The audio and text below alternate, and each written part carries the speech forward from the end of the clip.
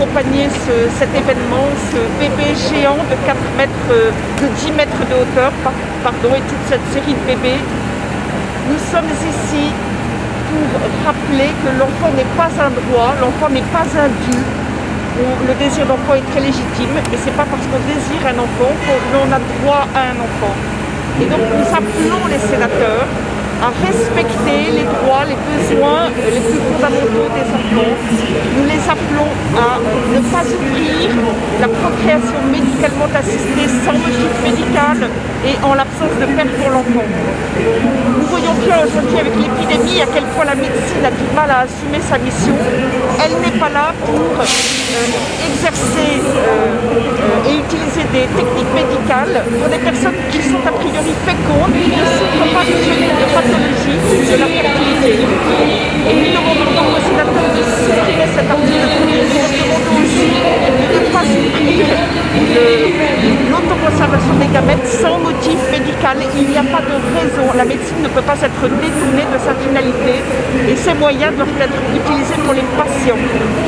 Il y a également dans le projet de loi de bioéthique la possibilité d'ouvrir, de créer des embryons chimères, des embryons animal-homme, des embryons transgéniques, des gamètes artificielles. Et ce n'est pas respectueux de l'être humain, tout simplement. Ce n'est pas respectueux du principe de précaution. On ne peut pas bricoler le génome humain, on ne peut pas se lancer là-dedans. On ne peut pas passer la barrière des espèces. Ce serait évidemment extrêmement risqué. Et dans un moment où nous ne cessons pas de parler d'écologie, il faut absolument inclure l'homme, bien sûr l'être humain, dans notre réflexion et dans notre approche écologique. Et ces bébés attestent aussi du fait que derrière ce projet de loi de bioéthique, il y a des enjeux financiers très importants. Il y a tout un business de la procréation, tout un business qui est espéré du côté de la recherche scientifique.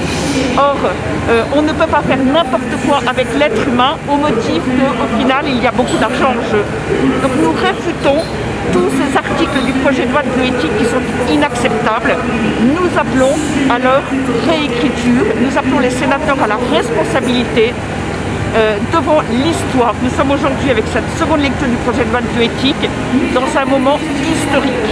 Et bien sûr, nous appelons l'exécutif et l'ensemble des parlementaires à se concentrer sur la crise sanitaire, sur la crise économique, sur la crise sociale, au lieu d'avancer sur une loi qui est aussi une loi sociétale. Et d'autant plus qu'ils le font en catimini, dans le silence. Emmanuel Macron, l'exécutif, n'en dit jamais un mot aux Français, ce qui est d'une immense hypocrisie et d'une parfaite indécence au regard de la crise. Voilà donc le sens de cet événement d'aujourd'hui. Et bien sûr, nous restons auprès du Sénat pour les jours qui viennent avec la suite de cet examen du projet de loi de bioéthique.